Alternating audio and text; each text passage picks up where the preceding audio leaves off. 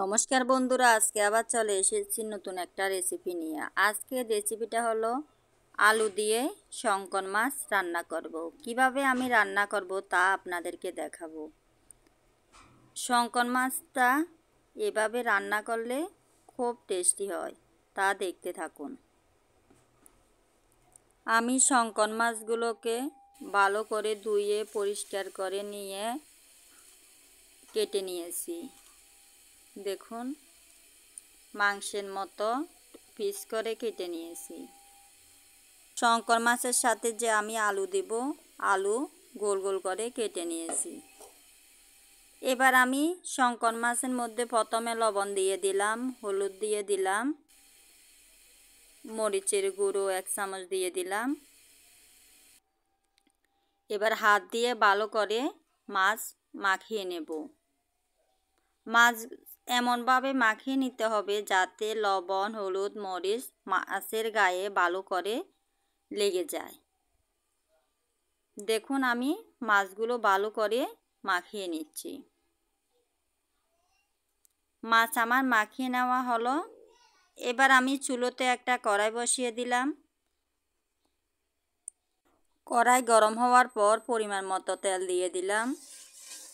তেল গরম করার জন্য খুন্তি দিয়ে তেলগুলো কড়াইয়ের মধ্যে নাড়িয়ে দিয়েছি।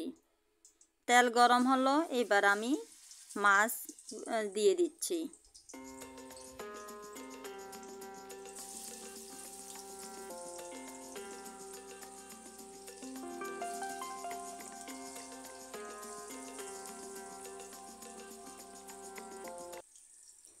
এবার মাছগুলো কিছুক্ষণ এভাবে ভেজে নেব। মাছের এক পাশ হলো, এবার আমি উল্টিয়ে নিচ্ছি।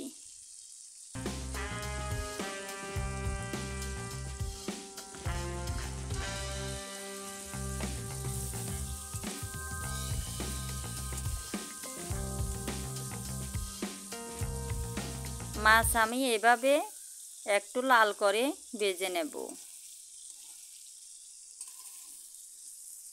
লাল করে ভেজে নিলে খেতেও খুব ভালো লাগবে।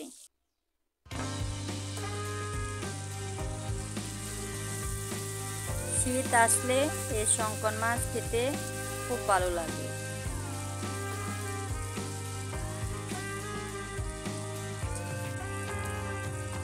মাছের অপর পাশে হলো, মাছ একদম লাল লাল করে ভেজে নিয়েছি। এবার আমি তুলে নিচ্ছি।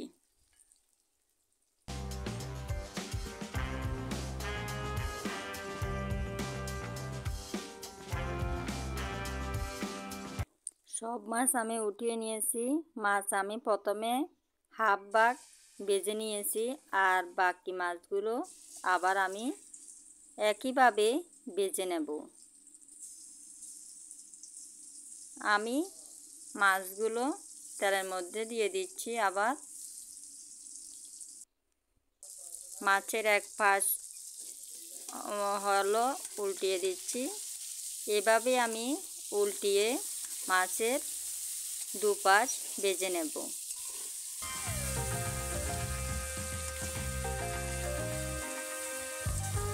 দেখুন, মাছ আমি লাল করে ভেজে নিয়েছি।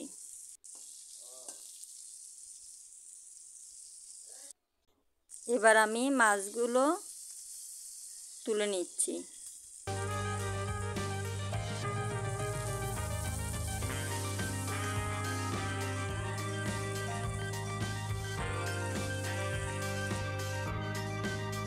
এবার কড়াইর মধ্যে আবার একটু তেল দিয়ে দিলাম। তেলটা গরম হওয়ার পর আমি আলু দিয়ে দিচ্ছি। আলু আমি একটু লাল লাল করে ভেজে নেব। আলু প্রথমে আমি তেলের সাথে মিশিয়ে নিচ্ছি। তেলের সাথে মিশিয়ে নেওয়ার পর লবণ দিয়ে দিলাম, হলুদের গুঁড়ো দিয়ে দিলাম। লবণ, হলুদের গুঁড়ো দিয়ে আমি আলু ভেজে নেব।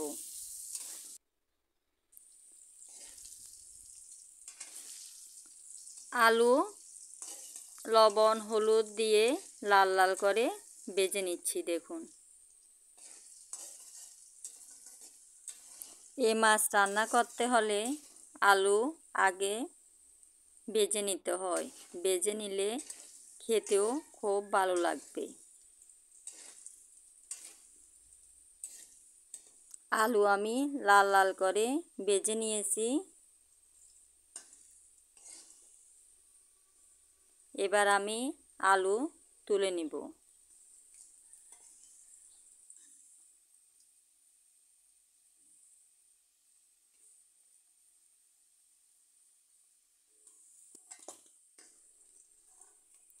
এবার কড়াইয়ের মধ্যে যে তেল রয়েছে এই তেলের মধ্যে আমি পেঁয়াজ কুচি দিয়ে দিলাম।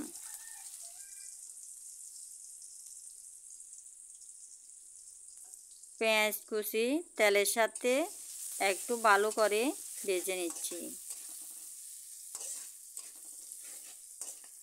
পেঁয়াজ কুচি তেলের সাথে কিছুক্ষণ ভেজে নেওয়ার পর আমি লবণ দিয়ে দিলাম, হলুদ দিয়ে দিলাম। এবার লবণ হলুদ দিয়ে পেঁয়াজ ভালো করে কিছুক্ষণ ভেজে নেব।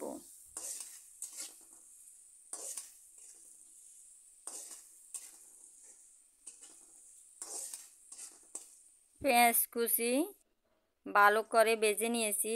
এর মধ্যে এবার আমি আদা বাটা রসুন বাটা দিয়ে দিলাম। আদা বাটা রসুন বাটা আমি 5 মিনিট ভেজে নেব। আদা বাটা রসুন বাটা যদি 5 মিনিট ভেজে নেন তাহলে আদার যে একটা গন্ধ আছে তা চলে যাবে।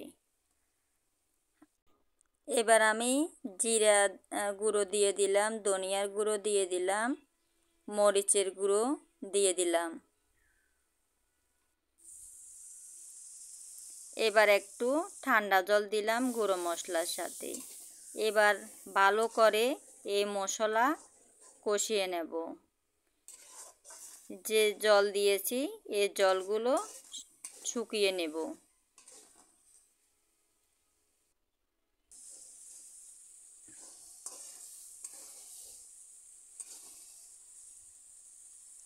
দেখুন মশলা কষিয়ে নেওয়া হয়ে গেল। এবার আমি এর মধ্যে ভেজে রাখা আলু দিয়ে দিলাম, কয়েকটা রসুন দিয়ে দিলাম। আরও কিছুক্ষণ আমি মশলার সাথে আলু কষিয়ে নিচ্ছি।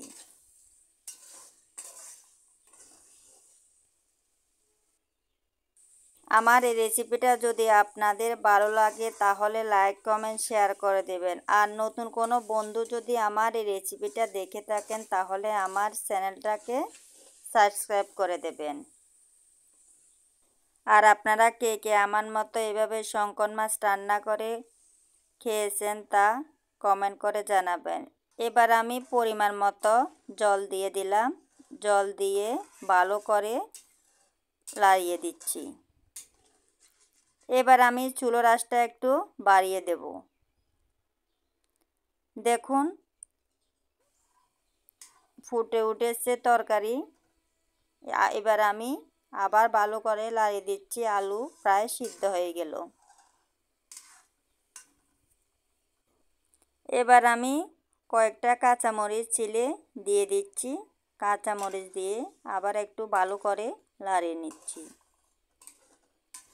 দেখুন ঝোলগুলো প্রায় ঘন হয়ে আসলো। এবার আমি ভেজে রাখা মাছ দিয়ে দিচ্ছি।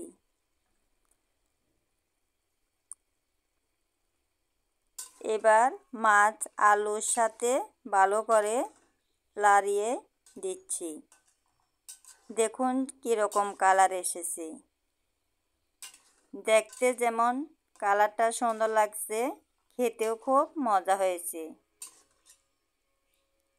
এবার আমি প্যাকেটের যে গরম মশলা আছে গরম মশলা দিয়ে দিচ্ছি। গরম মশলা দিয়ে আবার ভালো করে নাড়িয়ে দিচ্ছি।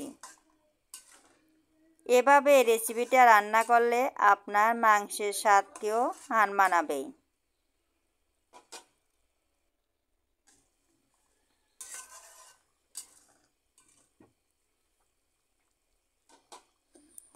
এভাবে কিছুক্ষণ রান্নার পর আমি ধনিয়া পাতা কুচো দিয়ে দিলাম। ধনিয়া পাতা দিয়ে আমি আবার ভালো করে লাড়িয়ে দিচ্ছি।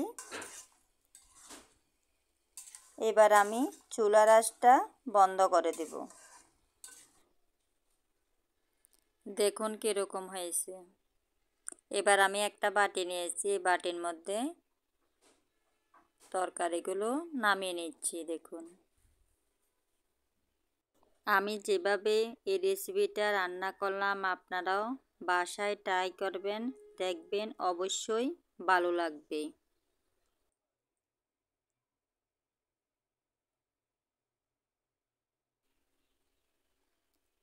কেউ এই ভিডিওটা স্কিপ করে দেখবে না। আজ এ পর্যন্তই। সবাই ভালো থাকবেন, সুস্থ থাকবেন। আবার চলে আসবো নতুন একটা রেসিপি নিয়ে।